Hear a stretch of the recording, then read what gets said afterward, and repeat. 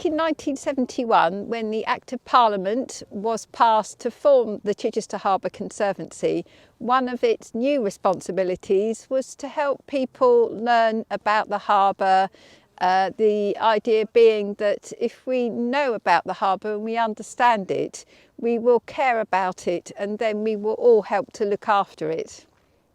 So these days, most of our bird watching is held on our solar powered boat, the Solar Heritage, and she's just splendid for going out on the water to do the bird watching from the water. But we also do a few walks around the harbour on the paths, and here in Nutbourne we have the walk led by Mick, who used to be the area's postman, and he's a patch watcher, so he's here a lot. He visits regularly and he keeps a log of all the birds that he sees, and he's very kind to give his time to share that knowledge and to tell us all about what's been happening in the world of birding in this part of the harbour. The first conservation warden for the harbour, Joan Edam, who was a volunteer, started birdwatching walks from just here at Prinstead along the shore weekly on Sunday mornings, and we did it whatever the tide was. If it was up, you could see ducks and geese. If it was out, you saw waders, and it was introducing people to the variety of birds around the harbour. She started them way back in the 70s and kept them going until she retired. But in fact, they didn't always start from Prinstead, because the Environment Agency decided they were going to rebuild the seawall between here and Nutbourne. So we couldn't meet here and walk along to Nutbourne. So we ended up meeting at Nutbourne. So they became known as the Nutbourne Sunday Walks, even though they began at Prinstead. And then I took them over when I became Conservation Officer once Joan retired, and continued them. And it was a really successful event. People used to come regularly. A number of people even now remember what they were like and how much they learnt about birds from Joan. Why do I enjoy doing this? Because it's a challenge. I never know what I'm going to see, and when I come down I might find something different, which again is a challenge to identify when I get home. I enjoy talking to people because I think everybody should understand about what's around them. And what I've learned over the last 50 years, I want to pass on to people so they can pass it on to other people. Hi, my name's Suzanna and I'm a teacher with Chichester Harbour Conservancy education team. And I come on a lot of these walks. They're bird song walks and then bird watching walks. And we go and look at some of the plants, the different habitats, the salt marsh, sand dunes. Because as part of my job, one of the things I want to do is to just fill the children with an interest, and and if they say to me, what is that bird, it really helps me if I have some idea what it is, obviously. And they're just fantastic. I learned something different every single time. So today I've learnt how to distinguish flocks of dunlin, and sometimes it'll be a different particular bird or a different habitat. I can't recommend it highly enough, and I always bring members of my family and friends along. Hi, my name is Chris and I've spent most of my professional life in environmental education. I've got a great thrill out of showing people birds and other wildlife. Now that I'm retired, it's really nice to come to a really important area like Chichester Harbour and share my passion for the area with people on this special boat. And I'm Chris's partner Jim, and I worked for 30 years with the RSPB, mainly managing nature reserves and creating new ones. And one of the things I really enjoy about coming on a trip like this is showing people birds, especially if we use telescopes, and on this special boat it's possible, and getting really good views. And people are often astonished at just how wonderful these birds are when you get them, especially on a nice sunny day like today. Hiya, I'm Karima. I'm a ranger with Bird Aware Solent, and we're here to raise awareness of the amazing birds that spend the winter both here in Chichester Harbour and the wider Solent area. We're encouraging everybody that visits the coast to share our shores with wildlife so we can continue to enjoy the harbour and its amazing views, and the birds can continue to eat, sleep, survive and thrive. So in 1974, when we had the first director and harbour master, and that was Ian Mackay, he decided that it would be a good idea to have a newsletter to reach out to all the harbour users, particularly the boating folk, but also people living and working around the harbour as well. And I've got here a copy of the very first harbour news. So as you can see, one colour just in black, and just a couple of sheets to it. And this then developed, and these days we now have 2 regular publications. This one here is information for mariners. Of course, this one is for this year, 2021. And also we have a regular newsletter these days called Harbour Life. So I joined the Conservancy in 1996 in a new role called Education and Interpretation Warden. Back then, really, to answer Dear Harbour Master letters for school children working on their projects. But soon I started up the public programme and the school field trips. And Central School in Chichester, now called St Joseph's, did help me try out some field trips in the harbour.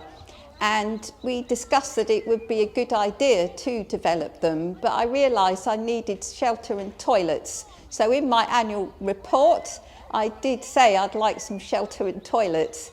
And eventually, in 1999, it became here, the classroom on the quay at Del Quay. Hello, my name's Mrs Hudd and I'm here with my school today, and I'm here because the children are really enjoying all of the habitats. We've been here before and we've really enjoyed seeing all of the different habitats, and it's something they don't get to do back at home, so it's really exciting to be here, and especially after the last 2 years where we haven't really been out, so really looking forward to our day. So leading the field trip today, my colleague Jane Latawski, she's standing in the water there, so she will have made all the arrangements with the school, because Jane also heads up our school's team of teachers and volunteers, and today she's also teaching as well, and she's just arranging for the groups to swap over, so the ones that were in the long grass will now come to the stream, and the ones in the stream will go and look for the creatures in the long grass.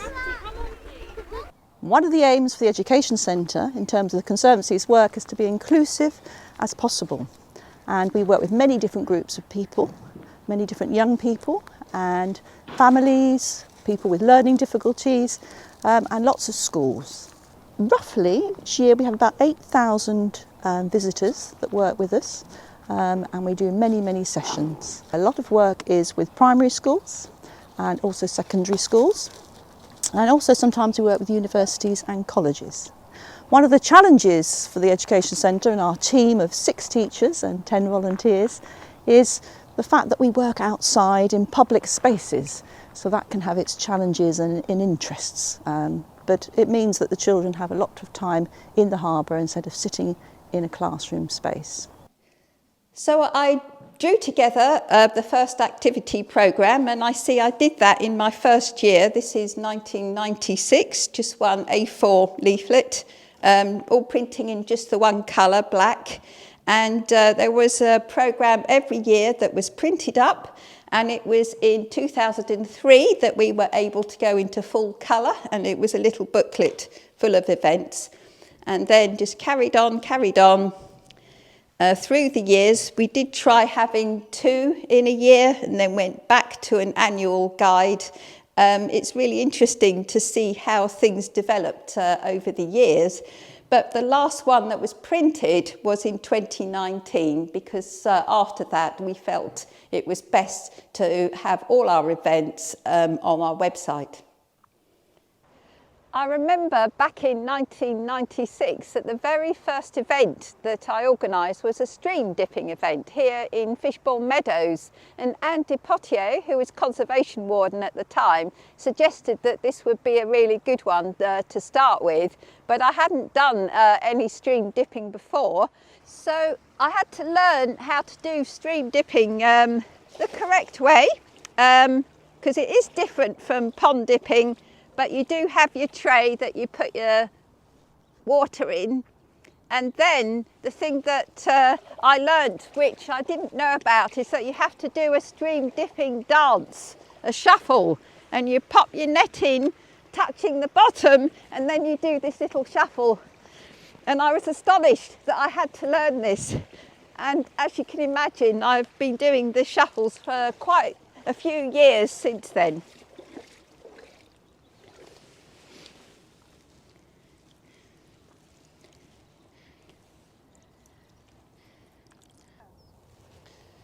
In the time I've worked for the Conservancy in the role of interpretation, as it's called, leading the guided walks and events, I've just come to learn so much about the harbour, and so much more than I realised there was there in the first place. For example, we've looked at archaeology, certainly history. We've looked at the natural environment, such as the wildflowers and the birds and bats and dragonflies. Also events based on art and craft and photography. And through a whole range of subjects, just learning more about the harbour, noticing more, and just realising what a wonderful and special area this is.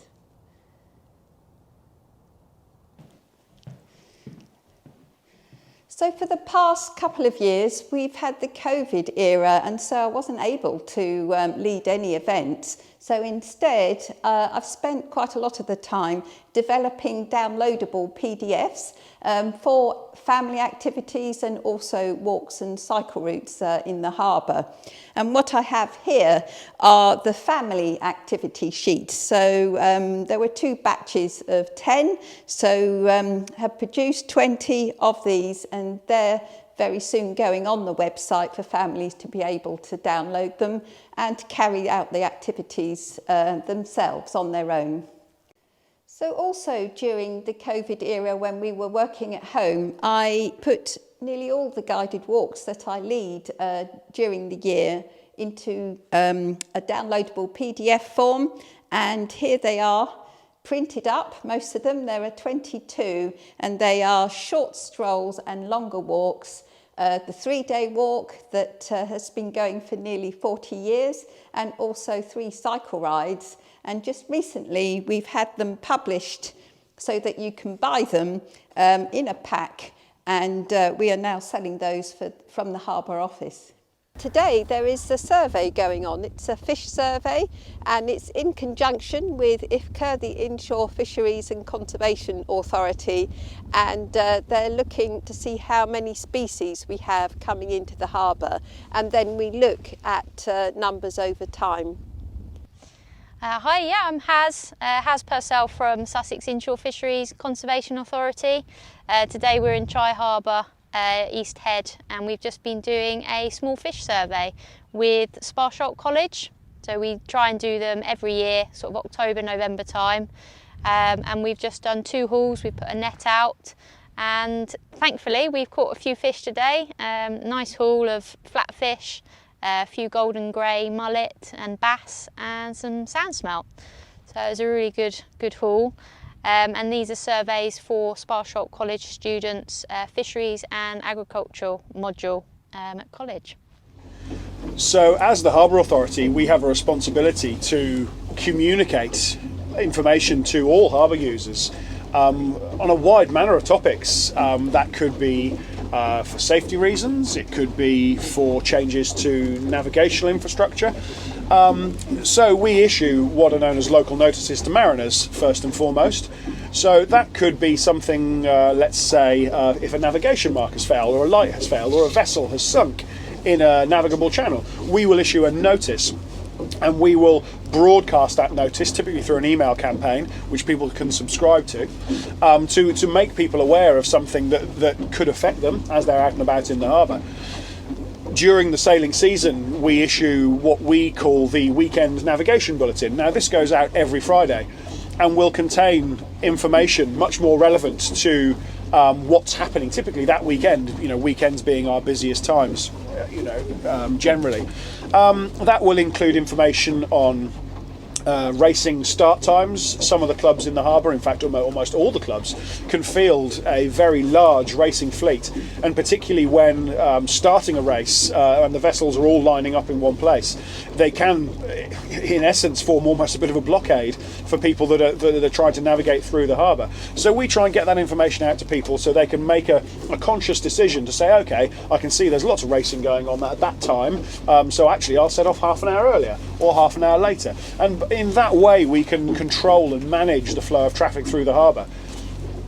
We issue regular safety campaigns. A favourite of mine last year, which is something that we really keep an eye on, is a wash and slow campaign, which is really highlighting the effect of excessive wash, especially from typically heavy full displacement vessel, so a vessel that's displacing a lot of water, and even though they're moving at a relatively slow speed, the wake and the wave that they create can be extremely dangerous for people in small craft. Canoers, kayakers, people in tenders are particularly vulnerable to swamping. So you know, if people aren't looking out for it, they can easily be capsized and end up in UK waters are cold at any time of year. So yeah, that can be particularly dangerous.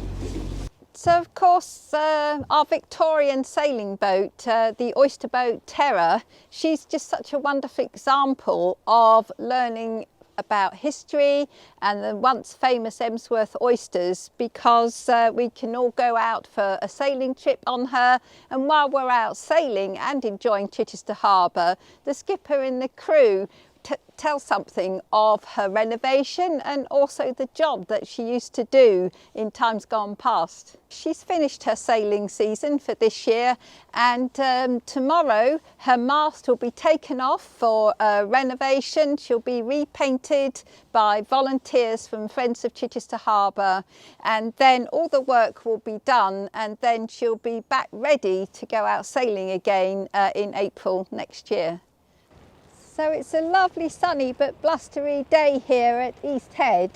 Back in 2014 we had a 50th anniversary, and it was the anniversary of the AONB, Area of Outstanding Natural Beauty, as we were awarded that in 1964. Now, to help with the learning about that celebration, I worked with a lot of schools within the harbour area, and for that year, myself and members of the education team, we went into schools and we did a kite making activity, because back then we were thinking about, you know, consumerism and buying lots of things, and we were saying that, look, you could make your own kite, you don't have to go and buy one specially. Oh! So perhaps you can see a bit more clearly that we had a special label made, a big circle celebrating 50 years of Chichester Harbour being designated an AONB. So next month is the final of our series of 12 films commemorating 50 years of Chichester Harbour Conservancy. Over this past year, Shirley and myself, we've really enjoyed getting to know how things were done in the past, meeting people around the harbour who have worked for the Conservancy or in partnership with the Conservancy in the last 50 years. So next month I thought perhaps I would meet up with my colleagues and ask them something that they're working on now and something they think that their role might have to deal with in the future, thinking that in 50 years' time then the colleagues then could look back to see how things were here in 2021.